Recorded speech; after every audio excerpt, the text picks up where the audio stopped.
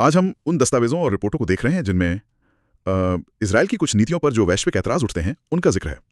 ये एक ऐसा विषय है जो आप जानते हैं लगातार चर्चा में रहता है। हमारे पास जो सामग्री है वो मुख्य रूप से इन्हीं अंतर्राष्ट्रीय आलोचनाओं पर फोकस करती है। तो आज हमारी कोशिश ये रहेगी कि इन आलोचनाओं के पीछे जो मुख्य तर्क हैं, जो पहलू हैं, उनको थोड़ा और गहराई से समझें। चलिए बात शुरू करते हैं शायद सबसे ज्यादा चर्चित पहलू से, फिलिस्तीनी क्षेत्रों में, खासकर वेस्ट बैंक और गाजा पट्टी में इजरायली कार्रवाइयां। इन रिपोर्टों में क्या खास बातें सामने आती हैं? बिल्कुल, इन दस्तावेजों में अगर देखें तो मुख्य रूप से 3 बातें बार-बार दिखती हैं। एक तो वेस्ट बैंक पर जो लंबे समय से सैन्य नियंत्रण है वो। दूसरा, वहां लगातार नई यहूदी बस्तियों का बसाया जाना, इसे कई देश और संगठन अवैध भी मानते हैं। जी। और तीसरा, फिलिस्तीनी लोगों की जो आवाजाही है उस पर काफी सख्त पाबंदियां।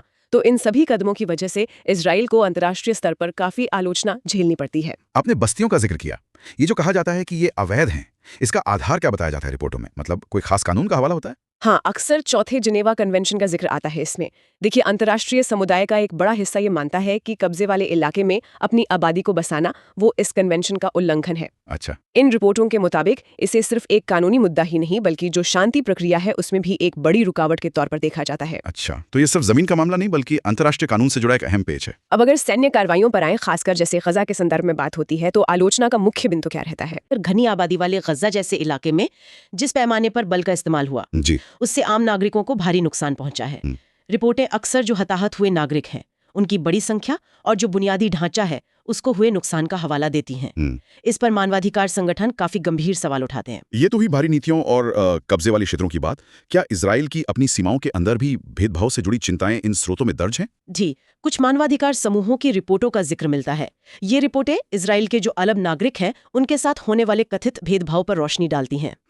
इनमें कहा गया है कि जैसे आवाज है, जमीन के अधिकार हैं, शिक्षा, रोजगार, इन जरूरी क्षेत्रों में अरब नागरिकों को व्यवस्थागत चुनौतियों का और एक तरह से पक्षपात का सामना करना पड़ता है। ये चीज उन्हें बराबरी के मौकों से वंचित करती है, ऐसा रिपोर्टों का कहना है। और एक और मुद्दा है जिसका जिक्र बार बार होता है, वो है गजा की नाकाबंदी। इन दस्तावेजों में इसके असर के बारे में क्या जानकारी? हाँ, गजा की नाकाबंदी जिसे इजराइल लागू करता है और कुछ हद तक मिस्र भी, उसका काफी गंभीर असर बताया गया है। रिपोर्टें ये कहती हैं कि इससे जो जरूरी सामान है, जैसे निर्माण की सामग्री हुई, दवाएं, यहाँ तक कि कुछ खाने पीने की चीजें भी, जी। और लोगों का आना जाना, ये सब बहुत मुश्किल हो गया है।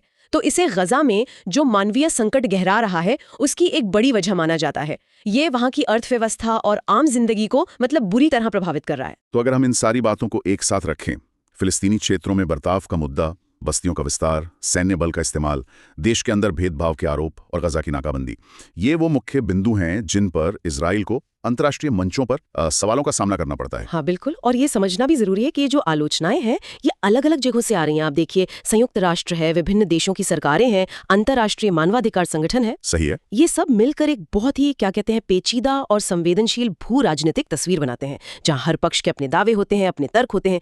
इन दस्तावेजों में हमें खास तौर पर आलोचनाएं वाला पक्ष देखने को मिल रहा है। बिल्कुल। और इन तमाम आलोचनाओं और उनके पीछे दिए जा रहे तर्कों को समझने के बाद एक सवाल शायद मन में उठता है, इस तरह के जो अंतर्राष्ट्रीय ऐतराज होते हैं, जो दबाव बनता है, वो असल में किसी देश की नीतियों को कितना और कैसे बदल पाते हैं? ये सोचने वाली बात है आगे के लिए।